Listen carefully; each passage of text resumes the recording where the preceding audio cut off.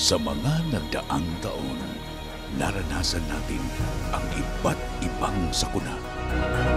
Sunod-sunod na dagok at hamon ng buhay. Sa kabila ng lahat, nandito pa rin tayo.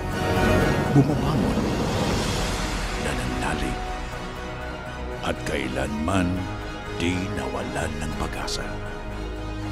Ngayong January 24 to 31, 2016, dumalo at magsama ng kaibigan sa 51st International Eucharistic Congress.